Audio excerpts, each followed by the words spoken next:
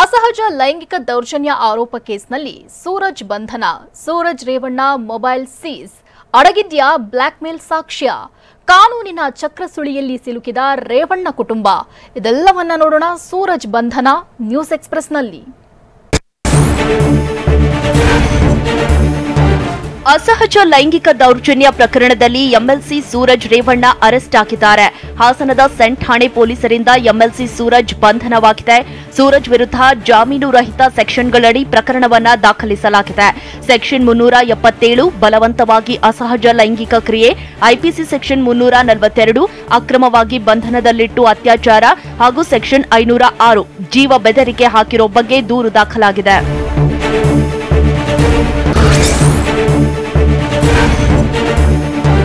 ಅಸಹಜ ಲೈಂಗಿಕ ದೌರ್ಜನ್ಯ ಆರೋಪ ಎದುರಿಸುತ್ತಿರುವ ಸೂರಜ್ ರೇವಣ್ಣ ತಾನಾಗಿಯೇ ಬಂದು ಪೊಲೀಸರಿಗೆ ಸಿಕ್ಕಿಬಿದ್ದಿದ್ದಾರೆ. ಬ್ಲಾಕ್ಮೇಲ್ ಪ್ರಕರಣದಲ್ಲಿ ಆಡಿಯೋ, ಫೋಟೋ, ಇತರೆ ದಾಖಲೆ ನೀಡಲು ಬಂದಿದ್ದ ಸೂರಜ್ ಅರೆಸ್ಟ್ ಆಗಿದ್ದಾರೆ. ಮುಂಜಾನೆ 4 ಗಂಟೆವರೆಗೆ ವಿಚಾರಣೆ ನಡೆಸಿದ್ದ ಪೊಲೀಸರು ಸೂರಜ್ನನ್ನ ಬಂಧಿಸಿದ್ದಾರೆ.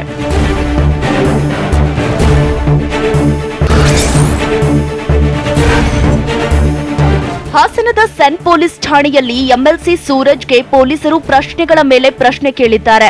ಬ್ಲಾಕ್ಮೇಲ್ ಮಾಡಿದ್ರು ನೀವು ಮೊದಲು ದೂರು ನೀಡಲಿಲ್ಲ ಯಾಕೆ? ಶಿವಕುಮಾರ್ನಿಂದ ದೂರು ಕೊಡಿಸಿದ್ಯಾಕೆ? ಅಲ್ಲದೆ ಶಿವಕುಮಾರ್ ನಿಮಗೆ ಎಷ್ಟು ವರ್ಷದಿಂದ ಪರಿಚಯ ಇದ್ದಾರೆ? ಯಾಕೆ ತಡವಾಗಿ ದೂರು ಕೊಟ್ಟಿದ್ದೀರಿ ಅಂತ ಪ್ರಶ್ನಿಸಿದ್ದಾರೆ.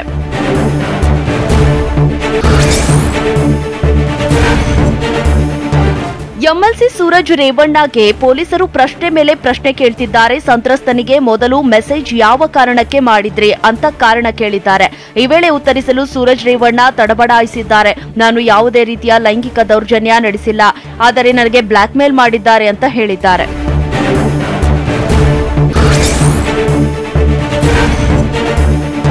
ಅಸಹಜ ಲೈಂಗಿಕ ದೌರ್ಜನ್ಯ ಕೇಸ್ನಲ್ಲಿ ಬಂಧನಕ್ಕೀಡಾದ ಸೂರಜ್ ಮೊಬೈಲ್ ಅನ್ನ ಪೊಲೀಸರು ಸೀಸ್ ಮಾಡಿದ್ದಾರೆ. ಬ್ಲಾಕ್ಮೇಲ್ ವಿಚಾರವಾಗಿ ಮೊಬೈಲ್ ಸಾಕ್ಷಿ ನೀಡಲು ಸೂರಜ್ ಮುಂದಾಗಿದ್ದ. ಇದೀಗ ಅದೇ ಮೊಬೈಲ್ ಸೀಸ್ ಮಾಡಿರೋ ಪೊಲೀಸರು ಲೈಂಗಿಕ ದೌರ್ಜನ್ಯ ಕೇಸ್ಗೆ ಸಂಬಂಧಿಸಿದ ಸಾಕ್ಷ್ಯ ಸಂಗ್ರಹಕ್ಕೆ ಮುಂದಾಗಿದ್ದಾರೆ. ವಾಟ್ಸ್ಆಪ್ ಕಾಲ್, ಫೋನ್ ಕಾಲ್ ಬಗ್ಗೆ ಪರಿಶೀಲನೆ ನಡೆಸಿದ್ದಾರೆ.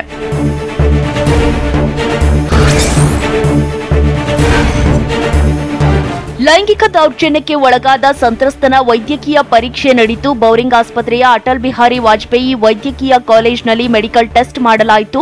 ಫಾರೆನ್ಸಿಕ್ ಡಿಪಾರ್ಟ್ಮೆಂಟ್ ಎಚ್ಒಡಿ ಸತೀಶ್ ರಿಂದ ಸಂತ್ರಸ್ತನ ವೈದ್ಯಕೀಯ ಪರೀಕ್ಷೆ ನಡೆಯಿತು.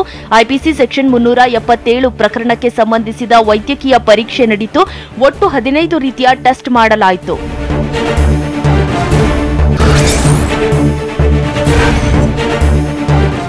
ನಿನ್ನೆ ಪೊಲೀಸ್ ಠಾಣೆಗೆ ಬಂದಾಗ ಸೂರಜ್ ರನ್ನ ವಶಕ್ಕೆ ತೆಗೆದುಕೊಂಡಿದ್ದಾರೆ ಅಂತ ಹಾಸನದಲ್ಲಿ ಸೂರಜ್ ಪರ ವಕೀಲ ಪೂರ್ಣಚಂದ್ರ ಹೇಳಿದ್ದಾರೆ.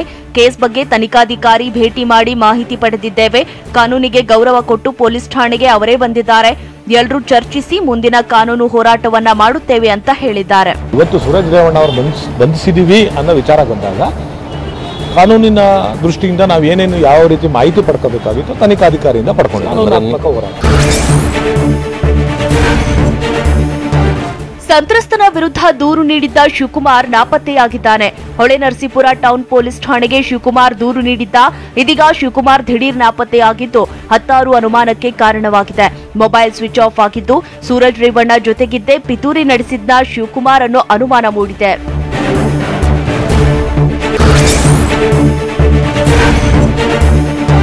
ಎಚ್ಡಿ ರೇವಣ್ಣ ಕುಟುಂಬ ಕಾನೂನು ತನಿಖೆ ಸುಳಿಗೆ ಸಿಲುಕಿದೆ. ರೇವಣ್ಣ ಕುಟುಂಬದ ವಿರುದ್ಧ ಸಾಲು ಕೇಸ್ ದಾಖಲಾಗಿದೆ. ಕಿಡ್ನಾಪ್ ಕೇಸ್ನಲ್ಲಿ ರೇವಣ್ಣ ಜೈಲು ಪಾಲಾಗಿದ್ರು. 3 ದಿನ ಪೊಲೀಸ್ ಕಸ್ಟಡಿ, 6 ದಿನ ಜೈಲಿನಲ್ಲಿದ್ರು. ಅತ್ಯಾಚಾರ ಕೇಸ್ನಲ್ಲಿ ರೇವಣ್ಣ ಕಿರಿಯ ಮಗ ಪ್ರಜ್ವಲ್ ಬಂಧನವಾಗಿ ವಿಲ ಅಂತಿದ್ದಾನೆ. ಕಿಡ್ನಾಪ್ ಪ್ರಕರಣದಲ್ಲಿ ಭವಾನಿ ವಿರುದ್ಧ ಪ್ರಕರಣ ದಾಖಲಾಗಿದ್ದು ಮಧ್ಯಂತರ ಬೇಲ್ ಸಿಕ್ಕಿದೆ. ಅಸಹಜ ಲೈಂಗಿಕ ದೌರ್ಜನ್ಯ ಪ್ರಕರಣದಲ್ಲಿ ಸೂರಜ್ ಅರೆಸ್ಟ್ ಆಗಿ ಸಂಕಷ್ಟಕ್ಕೆ ಸಿಲುಕಿದ್ದು ರೇವಣ್ಣ ಕುಟುಂಬವನ್ನೇ ಕಂಗೆಡಿಸಿದೆ.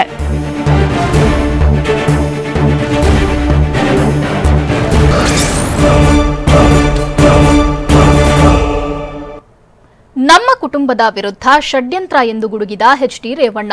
ಖಡಕ್ ಅಧಿಕಾರಿಗಳಿಂದ ಸೂರಜ್ ರೇವಣ್ಣ ಪ್ರಕರಣದ ತನಿಖೆ. ಸೂರಜ್ ಕೇಸ್ ಪ್ರಸ್ತಾಪಿಸಿ ಕಾಂಗ್ರೆಸ್ ನಾಯಕರು ಕಿಡಿ. ಇದೆಲ್ಲವನ್ನ ನೋಡೋಣ ಸೂರಜ್ ವಿರುದ್ಧ ಸಿಡಿಮಿಡಿ ನ್ಯೂಸ್ ಎಕ್ಸ್‌ಪ್ರೆಸ್‌ನಲ್ಲಿ. ಪುತ್ರ ಸೂರಜ್ ವಿರುದ್ಧದ ಅಸಹಜ ಲೈಂಗಿಕ ದೌರ್ಜನ್ಯ ಪ್ರಕರಣ ಸಂಬಂಧ ರೇವಣ್ಣ ಪ್ರತಿಕ್ರಿಯಿಸಿದ್ದಾರೆ. ಸಿಐಡಿಯವರು ತನಿಖೆ ನಡೆಸಲಿ ಬಿಡಿ, ಯಾರು ಬೇಡ ಅಂದದ್ದು. ನನಗೆ ದೇವರು ನ್ಯಾಯಾಂಗದ ವ್ಯವಸ್ಥೆ ಮೇಲೆ ನಂಬಿಕೆ ಇದೆ. ಈ ರೀತಿಯ ಷಡ್ಯಂತ್ರಕ್ಕೆ ನಾನು ಹೆದರೋದಿಲ್ಲ ಅಂತ ಬೆಂಗಳೂರಲ್ಲಿ ಶಾಸಕ ರೇವಣ್ಣ ಹೇಳಿದ್ದಾರೆ. ನ್ಯಾಯಾಂಗದ ಬಗ್ಗೆ ಗೌರವ ಇದೆ. ಏನು ನಡೀತಾ ಇದೆ ರಾಜ್ಯದಲ್ಲಿ ಗೊತ್ತಿದೆ. ಅದ್ರ ಬಗ್ಗೆ ನಾನು ಏನು ರಿಯಾಕ್ಟ್ ಮಾಡಿದೆ. ನನಗೆ ದೇವ್ರ ಮೇಲೆ ನಂಬಿಕೆ ಇದೆ, ನ್ಯಾಯಾಂಗದ ಬಗ್ಗೆ ನಂಬಿಕೆ ಇದೆ. ಈ ಷಡ್ಯಂತ್ರಕ್ಕೆಲ್ಲ ಹೆದರೋದು ನಾನೇನು ಹೆದರೋದು ಗೊತ್ತಿದೆ, ಏನು ಅದು ಕಾಲವೇ ನಿರ್ಧರಿಸುತ್ತೆ. ಇಳಿ ವಯಸ್ಸಿನಲ್ಲಿ ದೇವೇಗೌಡರಿಗೆ ಕೊಡಬಾರದ ಕಷ್ಟ ಕೊಡ್ತಾ ಇದ್ದಾರೆ ಅಂತ ರಾಮನಗರದಲ್ಲಿ ಕೇಂದ್ರ ಸಚಿವ ಎಚ್ಡಿಕೆ ಹೇಳಿದ್ದಾರೆ. ನಮ್ಮ ವಿರುದ್ಧ ಷಡ್ಯಂತ್ರ ಮಾಡಲಾಗ್ತಾ ಇದೆ. ನಾವೇನು ನಾಳೆನೆ ರಾಜ್ಯಕ್ಕೆ ನಿವೃತ್ತಿ ಹೊಂದಲ್ಲ. ನೀವು ಎಲ್ಲ ಎಚ್ಚರಿಕೆಯಿಂದ ಕೆಲಸ ಮಾಡಿ ಅಂತ ಎಚ್ಡಿಕೆ ಹೇಳಿದ್ದಾರೆ.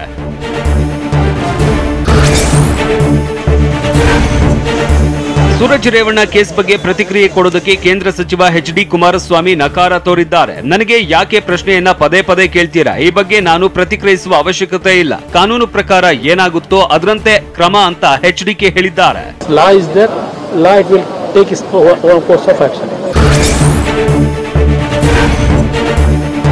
ತಪ್ಪು ಮಾಡಿದವರಿಗೆ ಶಿಕ್ಷೆ ಆಗುತ್ತದೆ ಅಂತ ಮೈಸೂರಲ್ಲಿ ಶಾಸಕ ಜಿಟಿ ದೇವೇಗೌಡ ಹೇಳಿದ್ದಾರೆ. ತಪ್ಪು ಮಾಡಿದವರ ಪರ ನಾವು ನಿಲ್ಲಲ್ಲ. ನನ್ನ ಮಗನೇ ಇರಲಿ, ಸಂಬಂಧಿಗಳೇ ಇರಲಿ, ಯಾರೇ ತಪ್ಪು ಮಾಡಿದ್ರು ಅದು ತಪ್ಪಾಗಿದೆ. ತಪ್ಪು ಮಾಡಿದವರ ಪರ ಜೆಡಿಎಸ್ ನಿಲ್ಲಲ್ಲ ಅಂತ ಹೇಳಿದ್ರು. ನಾವು ಯಾವತ್ತೂ ಕೂಡ ತಪ್ಪು ಮಾಡಿದವ್ರ ಪರವಾಗಿ ನಿಲ್ಲೋದಿಲ್ಲ. ಅದು ನನ್ನ ಮಗನೇ ಇರಲಿ, ನನ್ನ ಅಣ್ಣ ತಮ್ಮನೇ ಇರಲಿ, ಬೇರೆ ಯಾರೇ ಇರಲಿ, ಎಲ್ಲರಿಗೂ ಒಂದೇ ಕಾನೂನು ಇರ್ತಕ್ಕಂಥದ್ದು. ಈ ನೆಲದ ಕಾನೂನಿನಲ್ಲಿ ಯಾರು ತಪ್ಪು ಮಾಡಿದ್ದಾರೆ ಅವ್ರಿಗೆ ತಕ್ಕ ಶಿಕ್ಷೆಯನ್ನು ಕೊಡ್ತಕ್ಕಂಥ ಅಧಿಕಾರ ಕಾನೂನಿಗಿದೆ. ಸೂರಜ್ ರೇವಣ್ಣ ಪ್ರಕರಣ ಸಿಐಡಿ ತನಿಖೆಗೆ ನೀಡಲಾಗಿದೆ ಅಂತ ಗೃಹ ಸಚಿವ ಪರಮೇಶ್ವರ್ ಹೇಳಿದ್ದಾರೆ. ಇದು ಗಂಭೀರವಾದ ಪ್ರಕರಣ ಆಗಿದ್ರಿಂದ ತನಿಖೆ ಆಗಲಿದೆ. ದೂರು ದಾಖಲಾದ ಬಳಿಕ ಸೂರಜ್ ರೇವಣ್ಣ ಬಂಧಿಸಲಾಗಿದೆ. ಕಾನೂನು ಪ್ರಕಾರ ಪೊಲೀಸರು ಕ್ರಮ ಕೈಗೊಳ್ತಾರೆ ಅಂತ ಹೇಳಿದ್ರು. ಕಂಪ್ಲೇಂಟ್ ಬಂದ ಮೇಲೆ ಅವರು ಕ್ರಮ ತಗೊಂಡಿದ್ದಾರೆ. ಕಂಪ್ಲೇಂಟಿಗೆ FIR ಮಾಡಿದ್ದಾರೆ, ಅವ್ರನ್ನ ಸೆಕ್ಯೂರ್ ಮಾಡ್ಕೊಂಡಿದ್ದಾರೆ. ಇವ್ರನ್ನ ಸೂರಜ್ ರೇವಣ್ಣ ಅವ್ರನ್ನ ಎನ್ಕ್ವೈರಿ ಮಾಡ್ತಾ ಇದ್ದಾರೆ. ಆಮೇಲೆ ಅದನ್ನು ಕೂಡ ಈಗ CIDಗೆ ಕೊಡ್ತಾ ಇದ್ದೀವಿ. ಸೂರಜ್ ಪ್ರಕರಣ ನಿಜಕ್ಕೂ ಅಸಹ್ಯ ತರಿಸುವಂತದ್ದು ಅಂತ ಕಲಬುರಗಿಯಲ್ಲಿ ಸಚಿವ ಪ್ರಿಯಾಂಕ್ ಖರ್ಗೆ ಹೇಳಿದ್ದಾರೆ. ಇಂತಹ ಪ್ರಕರಣಗಳ ಕುರಿತು ನಾವೇನ್ ಹೇಳಬೇಕು? ದೊಡ್ಡ ಮನೆ, ದೊಡ್ಡ ಮನೆತನ, ಅವರನ್ನ ಕೇಳಬೇಕು. ಬೇರೆಯವರ ರಾಜೀನಾಮೆ ಕೇಳ್ತಾರೆ, ಆದ್ರೆ ಅವರೇ ಆತ್ಮಾವಲೋಕನ ಮಾಡಿಕೊಳ್ಳಲಿ ಅಂತ ಪ್ರಿಯಾಂಕ್ ಹೇಳಿದ್ರು. ಇವೆಲ್ಲ ಒಂದು ವಿಚಿತ್ರವಾದಂಥ ಪ್ರಕರಣಗಳು, ವಿಚಿತ್ರ, ವಿಕೃತ ಮತ್ತೆ ಅಸಹ್ಯ ಪಡುವಂಥ ಪ್ರಕರಣಗಳು. ಏನು ನಡೀತಾ ಇದೆ ಅಂತಾನೆ ತೋರಿಸ್ತಾ ಇಲ್ಲ. ಅವು ಯಾರು ಮಾಡಿದ್ದಾರೆ ಅವ್ರಿಗೂ ಕೂಡ ಏನು ಅನಿಸ್ತಾ ಇಲ್ಲ. ಎಲ್ಲರೂ ಬೇರೆ ರಾಜೀನಾಮೆನೇ ಕೇಳ್ತಾ ಇದ್ದಾರೆ, ಅವರು ಆತ್ಮಾವಲೋಕನ ಮಾಡ್ಕೊತಾ ಇಲ್ಲ. ಸೂರಜ್ ರೇವಣ್ಣ ವಿರುದ್ಧ ಕಾನೂನು ಪ್ರಕಾರ ಕ್ರಮ ಅಂತ ಮೈಸೂರಲ್ಲಿ ಯತೀಂದ್ರ ಸಿದ್ದರಾಮಯ್ಯ ಹೇಳಿದ್ದಾರೆ. ಪೊಲೀಸರು ತನಿಖೆ ಮಾಡಿ ಕ್ರಮ ಕೈಗೊಳ್ತಾರೆ. ಸೂರಜ್ ರೇವಣ್ಣ ಏನ್ ಬೇಕಾದ್ರೂ ಹೇಳಿಕೊಳ್ಳಲಿ. ಪ್ರಕರಣದ ತನಿಖೆ ನಂತರ ಸತ್ಯ ಹೊರಬರಲಿದೆ ಅಂತ ಯತೀಂದ್ರ ಹೇಳಿದ್ದಾರೆ. ಏನಾದ್ರೂ ಹೇಳಿರ್ಲಿ, ಬಟ್ ಅದು ತನಿಖೆ ಆದ್ಮೇಲೆ ಅದು ಹೊರಗೆ ಬರೋದು ಸತ್ಯ. ಸೊ ಹಾಗಾಗಿ ಪೊಲೀಸರು ನಿಷ್ಪಕ್ಷಪಾತವಾಗಿ ತನಿಖೆ ನಡೆಸ್ತಾರೆ. ತನಿಖೆ ನಡೆದ್ಮೇಲೆ ಸತ್ಯ ಹೊರಗೆ ಬರುತ್ತೆ. ಸೂರಜ್ ವಿರುದ್ಧ ಅಸಹಜ ಲೈಂಗಿಕ ದೌರ್ಜನ್ಯ ಪ್ರಕರಣ ಸಂಬಂಧ ಮಂಡ್ಯದಲ್ಲಿ ಸಚಿವ ಎನ್ ಚೆಲುವರಾಯಸ್ವಾಮಿ ಪ್ರತಿಕ್ರಿಯಿಸಿದ್ದಾರೆ. ಕಾನೂನಿದೆ, ಕೋರ್ಟ್ ಇದೆ, ಇದು ಬಹಿರಂಗವಾಗಿ ಚರ್ಚೆ ಮಾಡುವ ವಿಚಾರ ಅಲ್ಲ. ನಮಗೂ ಇದರ ಬಗ್ಗೆ ಮುಜುಗರ ಇದೆ. ಇಬ್ಬರೂ ಕೂಡ ದೂರು ನೀಡಿದ್ದಾರೆ. ಈ ಬಗ್ಗೆ ತನಿಖೆ ಆಗುತ್ತೆ ಅಂತ ಹೇಳಿದ್ರು. ನಮಗೂ ಅದರ ಬಗ್ಗೆ ಒಂದು ರೀತಿ ಮುಜುಗರ ಇದೆ. ಏನು ಮಾಡೋದು? ಇದು ನಮ್ಮ ಕೈಲಿದೆಯಾ? ನಾವೇನಾದ್ರು ಅದನ್ನು ಸರಿಪಡಿಸೋದಕ್ಕೆ ಅಥವಾ ನಾವು ಅದನ್ನು ಇದ್ರ ಬಗ್ಗೆ ಕಾಮೆಂಟ್ ಮಾಡೋವಂಥ ಪರಿಸ್ಥಿತಿಲಿದ್ದೀವ? ಯಾರೇನು ಮಾಡ್ತಾರೋ ಗೊತ್ತಿಲ್ಲ. ಇದಕ್ಕೆ ರಾಜಕಾರಣ ಬೆರೆಸೋದು ಪಾಪ ಪುಣ್ಯ ಅಂತರಾತ್ಮ ಪರಮಾತ್ಮನಿಗೆ ಮಾತ್ರ ಗೊತ್ತು. ಪಾಪ ಪುಣ್ಯ ನಮಗೆ ಗೊತ್ತಿಲ್ಲ ಅಂತ ಬಿಜೆಪಿಯ MLC CT ರವಿ ಹೇಳಿದ್ದಾರೆ. ಈ ನೆಲದ ಕಾನೂನು ಎಲ್ಲರಿಗೂ ಒಂದೇ ಆಗಿದೆ. ನಾವು ಏನು ಹೇಳೋಕೆ ಬರಲ್ಲ ಅಂತ CT ರವಿ ಹೇಳಿದ್ರು. ಪಾಪ ಪುಣ್ಯ ನಮಗೆ ಗೊತ್ತಿಲ್ಲ, ಅದು ಅಂತರಾತ್ಮ ಮತ್ತು ಪರಮಾತ್ಮನಿಗೆ ಮಾತ್ರ ಗೊತ್ತಿರುತ್ತೆ ಯಾರು ಏನು ಮಾಡಿದ್ದಾರೆ ಅಂತ. ನಾವು ಏನು ಹೇಳಕ್ ಬರಲ್ಲ. ಈ ನೆಲದ ಕಾನೂನು ಎಲ್ರಿಗೂ ಒಂದೇನೆ. ಆದರೆ ಪಾಪ ಪುಣ್ಯದ ಪ್ರಶ್ನೆ ಬಂದರೆ ಅದು ನಮಗೆ ಸಂಬಂಧಪಡಲ್ಲ. ಅವರ ಅಂತರಾತ್ಮಕ್ಕೆ ಗೊತ್ತು, ಪರಮಾತ್ಮನಿಗೆ ಗೊತ್ತು.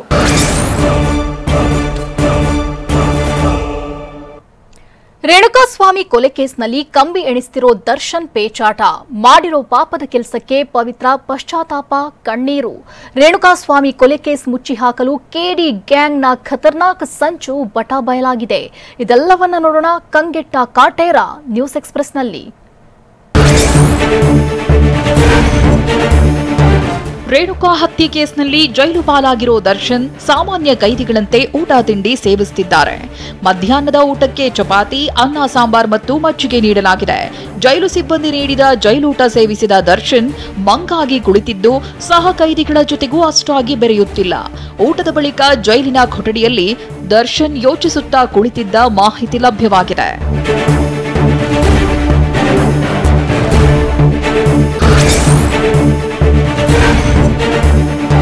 ರೇಣುಕಾಸ್ವಾಮಿ ಕೊಲೆ ಕೇಸ್ನಲ್ಲಿ ಕಂಬಿ ಎಣಿಸುತ್ತಿರೋ ದರ್ಶನ್ ಪಾಡು ಹೇಳತೀರದಾಗಿದೆ. ನಿನ್ನೆಯಷ್ಟೇ ಪರಪ್ಪನ ಅಗ್ರಹಾರ ಸೇರಿರೋ ದರ್ಶನ್ ಜೈಲು ಹಕ್ಕಿಯಾಗಿದ್ದಾರೆ.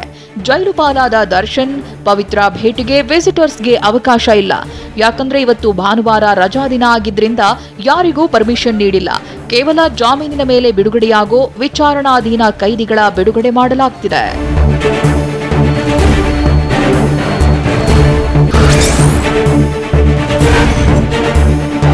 ದರ್ಶನ್ ಇರೋ ಜೈಲಿನ ಕೊಠಡಿಯಲ್ಲಿ ಪ್ರಕರಣದ 10ನೇ ಆರೋಪಿ ವಿನಯ್ ಇದ್ದಾನೆ. ಜೈಲಿನಲ್ಲಿ ಚಿಂತಾಕ್ರಾಂತ ಆಗಿರೋ ಭೂಪತಿ ದೈಹಿಕವಾಗಿ ಆಯಾಸಗೊಂಡಿದ್ದು ಮಾನಸಿಕವಾಗಿಯೂ ಕುಗ್ಗಿ ಹೋಗಿದ್ದಾರೆ. ಜೈಲಿನ ಕೊಠಡಿಯಲ್ಲಿ ಯಾರನ್ನೂ ಮಾತನಾಡಿಸದೆ ಮೌನಕ್ಕೆ ಶರಣಾಗಿದ್ದಾರೆ. ಮುಂದೇನು ಮಾಡುವುದು ಅಂತ ದಿಕ್ಕೇ ತೋಚದೆ ಚಿಂತೆಗೆ ಜಾರಿದ್ದಾರೆ ಎನ್ನಲಾಗಿದೆ.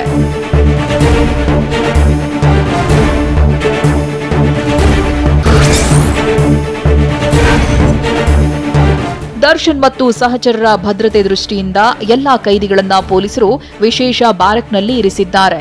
ಇತರ ಕೈದಿಗಳಿಗೂ ಭದ್ರತಾ ವಿಭಾಗದ ಬ್ಯಾರಕ್ಗೆ ಸಂಪರ್ಕವಿಲ್ಲದಂತೆ ಮಾಡಿದ್ದಾರೆ. ಒಂದು ಸೆಲ್ನಲ್ಲಿ ಇಬ್ಬರಂತೆ ಆರೋಪಿಗಳನ್ನ ಸೆರೆಯಲ್ಲಿಟ್ಟಿದ್ದಾರೆ. ದರ್ಶನ್ ಜೊತೆಗೆ ಆರೋಪಿ ವಿನಯ್ ಇದ್ದಾರೆ. ಶೌಚಾಲಯ ಇರುವಂತಹ ಸೆಲ್ ವ್ಯವಸ್ಥೆಯನ್ನ ಜೈಲಾಧಿಕಾರಿಗಳು ಮಾಡಿಕೊಟ್ಟಿದ್ದಾರೆ.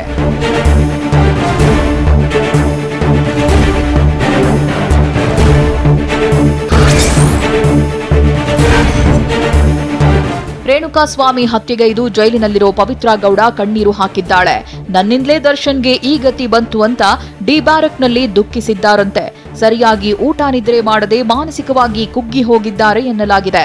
ಇನ್ನು ಜೀವದ ಗೆಳೆಯ ದರ್ಶನ್ ಪುರುಷರ ಬ್ಯಾರಕ್ನಲ್ಲಿದ್ರೆ ಈ ಕಡೆ ಮಹಿಳಾ ಬ್ಯಾರಕ್ನಲ್ಲಿ ಪವಿತ್ರ ರೋಧಿಸುತ್ತಿದ್ದು ಮಾಡಿರೋ ತಪ್ಪಿಗೆ ಪಶ್ಚಾತ್ತಾಪ ಪಡುತ್ತಿದ್ದಾಳೆ.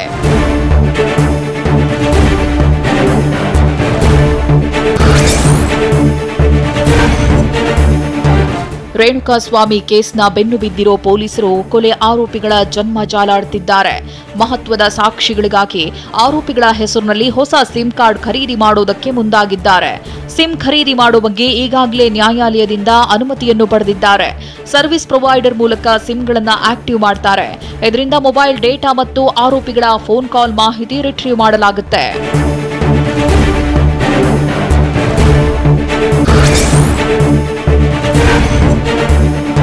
ನಾಲ್ವರು ಆರೋಪಿಗಳ ಮೊಬೈಲ್ ರಿಟ್ರೀವ್ ಮಾಡುವುದಕ್ಕೆ ಪೊಲೀಸರು ಸಿದ್ಧತೆ ನಡೆಸಿದ್ದಾರೆ. ದರ್ಶನ್, ಧನ್ರಾಜ್, ವಿನಯ್, ಪ್ರದೋಷ್ ಮೊಬೈಲ್ ಮಾಹಿತಿ ಕಲೆ ಹಾಕಲಿದ್ದಾರೆ. ಆರೋಪಿಗಳ ಮೊಬೈಲ್ ಜಪ್ತಿ ಮಾಡಿದ್ದು ಫೋನ್ನಲ್ಲಿ ಮಾತನಾಡಿರೋ ಮಾಹಿತಿ ಮತ್ತು ಚಾಟಿಂಗ್ ಸೇರಿ ಮಹತ್ವದ ಸಾಕ್ಷ್ಯಗಳನ್ನು ಪೊಲೀಸರು ಕಲೆ ಹಾಕಲಿದ್ದಾರೆ.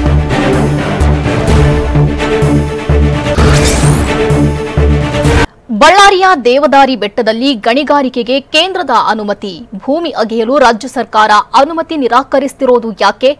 ಕಾಂಗ್ರೆಸ್ ಸರ್ಕಾರದ ವಿರುದ್ಧ ಎಚ್ಡಿಕೆ, ಬಿಜೆಪಿ ನಾಯಕರು ಆರೋಪಿಸಿದ್ದೇನು? ಇದೆಲ್ಲವನ್ನ ನೋಡೋಣ ಗಣಿಗಾರಿಕೆ ಗುದ್ದಾಟ ನ್ಯೂಸ್ ಎಕ್ಸ್‌ಪ್ರೆಸ್‌ನಲ್ಲಿ. ಬಳ್ಳಾರಿ ಜಿಲ್ಲೆಯ ಸಂಡೂರು ತಾಲೂಕು ವ್ಯಾಪ್ತಿಯಲ್ಲಿ ಬರೋ ಈ ದೇವದಾರಿ ಬೆಟ್ಟ ಹಸಿರ ಸೊಬಗನ್ನೇ ಹೊದ್ದು ನಿಂತಿದೆ. ಇದೇ ಅರಣ್ಯ ಪ್ರದೇಶದ ಮೇಲೆ ಕೇಂದ್ರ ಸರ್ಕಾರದ ಕಣ್ಣು ಬಿದ್ದಿದೆ. ಅದರಲ್ಲೂ ದೇವದಾರಿ ಬೆಟ್ಟದಲ್ಲಿ ಗಣಿಗಾರಿಕೆ ನಡೆಸಲು ಕೇಂದ್ರ ಸಚಿವ ಎಚ್.ಡಿ. ಕುಮಾರಸ್ವಾಮಿ ಹಾಕಿರೋ ಅದೊಂದು ಸಹಿ ರಾಜ್ಯ ರಾಜಕೀಯದಲ್ಲಿ ಸಂಚಲನ ಸೃಷ್ಟಿಸಿದೆ. ರಾಜ್ಯ ಕಾಂಗ್ರೆಸ್ ಸರ್ಕಾರ ಹಾಗೂ ಬಿಜೆಪಿ ನಡುವೆ ಜಟಾಪಟಿಗೆ ಕಾರಣವಾಗಿದೆ.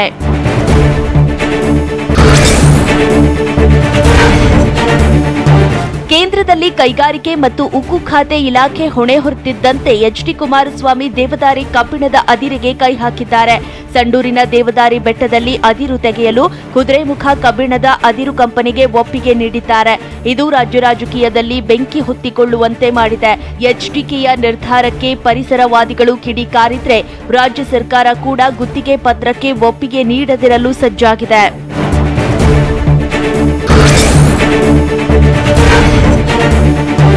ರಾಜ್ಯ ಸರ್ಕಾರ ದೇವದಾರಿ ಕಾಡಿನಲ್ಲಿ ಗಣಿಗಾರಿಕೆಗೆ ಅನುಮತಿ ನೀಡಲು ನಿರಾಕರಿಸಿದೆ. ಗಣಿಗಾರಿಕೆ ಅನುಮತಿಯನ್ನ ಕೊಟ್ಟಿದ್ದೇ ಆದಲ್ಲಿ 99,000 ಮರಗಳು ನಾಶವಾಗಲಿದೆ. ಹೀಗಾಗಿ ರಾಜ್ಯ ಸರ್ಕಾರ ಈ ನಿರ್ಧಾರ ತೆಗೆದುಕೊಂಡಿದೆ. ಉದ್ದೇಶಿತ ಗಣಿ ಪ್ರದೇಶ ಸ್ವಾಮಿಮಲೈ ಮೀಸಲು ಅರಣ್ಯ ವ್ಯಾಪ್ತಿಯಲ್ಲಿದೆ. ಗಣಿಗಾರಿಕೆಯಿಂದ 99,330 ಮರಗಳು ಕಡಿದು ನಾಶವಾಗಲಿದೆ. ದಟ್ಟಕಾಡು ನಾಶವಾದರೆ ಮಣ್ಣಿನ ಸವಕಳಿ, ಪ್ರವಾಹದ ಸಮಸ್ಯೆ ಕಾಡಲಿದೆ. ಶ್ರೀಗಂಧ, ತೇಗ, ಬಿದಿರು, ದಿಂಡಾಲ, ಹೊನ್ನೆ, ರಕ್ತ, ಭೂತಾಳ, ಅಂಟುವಾಳ, ಬಿಲ್ವ, ಕಲ್ಲು, ಮಾವು, ಅರಳಿ, ಕಾಡು ಬನ್ನಿ ಸೇರಿದಂತೆ ಸಾವಿರಾರು ಮರಗಳಿಗೆ ಕುತ್ತು ಬರಲಿದೆ.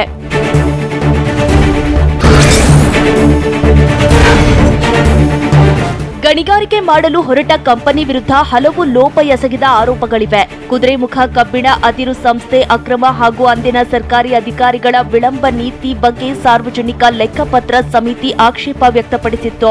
340 ಹೆಕ್ಟೇರ್ ಅರಣ್ಯ ಪ್ರದೇಶ ಮುಳುಗಡೆಯಾಗಿದೆ. ಅಲ್ಲದೆ ನಿಯಮ ಉಲ್ಲಂಘಿಸಿ ಹೊಸ ರಸ್ತೆಗಳು ಹಾಗೂ ಅದಿರು ಗುಂಡಿಗಳನ್ನು ಅಗೆದು ನಷ್ಟ ಮಾಡಿದ್ದರ ವಿಚಾರ ಉಲ್ಲೇಖವಾಗಿದೆ.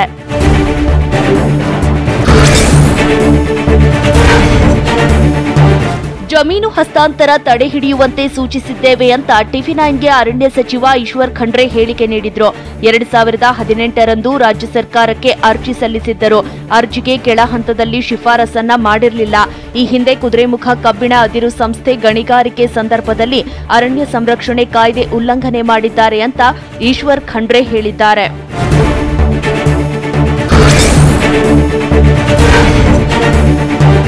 ಬಳ್ಳಾರಿ ಜಿಲ್ಲೆಯ ಸಂಡೂರು ತಾಲೂಕಿನಲ್ಲಿರೋ ದೇವದಾರಿಯಲ್ಲಿ ಗಣಿಗಾರಿಕೆಗೆ ಅನುಮತಿ ಕೊಡಲು ವಿಸ್ತೃತವಾದ ಚರ್ಚೆಯಾಗಬೇಕಿದೆ ಅಂತ ಸಚಿವ ಪ್ರಿಯಾಂಕ್ ಖರ್ಗೆ ಹೇಳಿದ್ದಾರೆ. ಪರಿಸರ ಇಲಾಖೆಯಿಂದ ಕ್ಲಿಯರೆನ್ಸ್ ಆಗಬೇಕಿದೆ ಅಂತ ಹೇಳಿದ್ರು. ಪರಿಸರದ ಎನ್ವೈರನ್ಮೆಂಟ್ ಇಂಪ್ಯಾಕ್ಟ್ ಅಸೆಸ್ಮೆಂಟ್ ಪ್ರಕಾರ ನಾನು ಸಾಕಷ್ಟು ಚರ್ಚೆಗಳಾಗಬೇಕಾಗಿದೆ. ಅರಿಯರ್ಸ್ ಕ್ಲಿಯರ್ ಮಾಡಬೇಕಾಗಿದೆ. ಮತ್ತು ಸುಮಾರು 1 ಲಕ್ಷ ಅಲ್ಲಿ ಮರಗಳ ಹಾನಿ ಆಗುತ್ತೆ. ಅದ್ರ ಬಗ್ಗೆನೂ ಸವಿಸ್ತಾರವಾಗಿ ಇಂಪ್ಯಾಕ್ಟ್ ಅಸೆಸ್ಮೆಂಟ್ ಆಗಿಲ್ಲ. ರಾಜ್ಯ ಸರ್ಕಾರದ ಆಕ್ಷೇಪಕ್ಕೆ ರಾಮನಗರ ಜಿಲ್ಲೆ ಚನ್ನಪಟ್ಟಣದಲ್ಲಿ ಕೇಂದ್ರ ಸಚಿವ ಕುಮಾರಸ್ವಾಮಿ ಆಕ್ರೋಶ ಹೊರಹಾಕಿದ್ದಾರೆ. ನನ್ನ ಮೇಲಿನ ಸಿಟ್ಟಿನಿಂದ ಹೀಗೆ ಮಾಡುತ್ತಿದ್ದಾರೆ. ಆ ಕಂಪನಿ ಚಟುವಟಿಕೆ ಮುಂದುವರಿಸಲು ನಾನು ಸಹಿ ಹಾಕಿರುವುದು. ಗಣಿಗಾರಿಕೆ ಅವಕಾಶ ಕೊಟ್ಟಿದ್ದಕ್ಕೂ ನನಗೂ ಯಾವ ಸಂಬಂಧ ಇಲ್ಲ ಅಂತ ಹೇಳಿದ್ದಾರೆ. ಈ ರೀತಿ ನನ್ನ ಮೇಲಿರೋ ಸಿಟ್ಟಿಗೆ ಈ ರೀತಿ ಮಾಡ್ಕೊಂಡು ಹೋಗೋದ್ರಿಂದ ಆಮೇಲೆ ಜನಗಳಲ್ಲಿ ಏನೋ ಕುಮಾರಸ್ವಾಮಿನೇ ಬಂದು ಯಾವುದೋ ಹೊಸ ಐರನ್ ಕೊಟ್ಟ ಅನ್ನೋ ರೀತಿಯಲ್ಲಿ ಬಿಂಬಿಸ್ಕೊಂಡು ಏನು ಕೂತವ್ರೆ. ನನಗೂ ಐರನ್ ಊರನ್ನು ಅಲ್ಲಿ ಎತ್ತಲಿಕ್ಕೆ ಅವಕಾಶ ಕೊಟ್ಟಿರೋದು ನನಗೂ ಅದಕ್ಕೂ ಸಂಬಂಧ ಇಲ್ಲ. ದೇವದಾರಿ ಬೆಟ್ಟದಲ್ಲಿ ಗಣಿಗಾರಿಕೆಗೆ ಅನುಮತಿ ಕೊಡಲ್ಲ ಅನ್ನೋದು ರಾಜ್ಯ ಕಾಂಗ್ರೆಸ್ ಸರ್ಕಾರದ ವಾದ. ಇದಕ್ಕೆ ಬಿಜೆಪಿ ರಾಜ್ಯ ಸರ್ಕಾರದ ವಿರುದ್ಧ ಕೆಂಡಕಾರಿದೆ. ಕೇಂದ್ರ ನಿರ್ಧಾರ ಕೈಗೊಂಡ್ರೆ ರಾಜ್ಯ ಸರ್ಕಾರಕ್ಕೆ ಆಗಲ್ಲ. ದೇವದಾರಿ ಗಣಿಗಾರಿಕೆಗೆ ರಾಜ್ಯ ಸರ್ಕಾರ ಅಡ್ಡಗಾಲು ಹಾಕ್ತಿದೆ ಅಂತ ಬಿವೈ ವಿಜಯೇಂದ್ರ ಆರೋಪಿಸಿದ್ದಾರೆ. ರಾಜ್ಯ ಸರ್ಕಾರ, ಕೇಂದ್ರ ಸರ್ಕಾರ ಯಾವುದೇ ಒಂದು ನಿರ್ಧಾರವನ್ನು ತೆಗೆದುಕೊಂಡ್ರೆ ಅದರಲ್ಲಿ ಮೊಸರಲ್ಲಿ ಕಲ್ಲು ಹುಡುಕ್ತಕ್ಕಂಥ ಪ್ರಯತ್ನ ಮಾಡ್ತಾರೆ. ಇವತ್ತು ಈ ಸರ್ಕಾರ ಬಂದ ಮೇಲೆ ಕಳೆದ 1 ವರ್ಷದಲ್ಲಿ ಯಾವುದೇ ಒಂದು ಹೊಸ ಕೈಗಾರಿಕೆಗಳು ರಾಜ್ಯಕ್ಕೆ ಬರ್ತಾ ಇಲ್ಲ.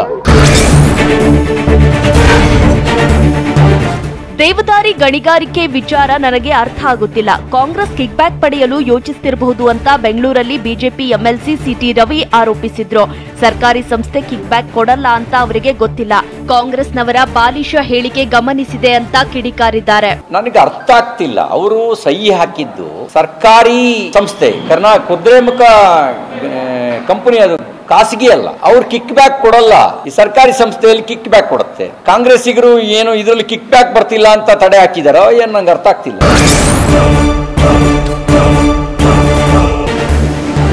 ಮಂಗಳೂರಿನ ಮೀನಕಳಿಯಲ್ಲಿ ಕಡಲ್ಕೊರೆತ ತೀವ್ರಗೊಂಡಿದೆ. ಕಡಲ ಅಬ್ಬರಕ್ಕೆ 10ಕ್ಕೂ ಹೆಚ್ಚು ಮನೆಗಳ ಸಮೀಪವೇ ರಕ್ಕಸ ಗಾತ್ರದ ಅಲೆಗಳು ಅಪ್ಪಳಿಸುತ್ತಿವೆ.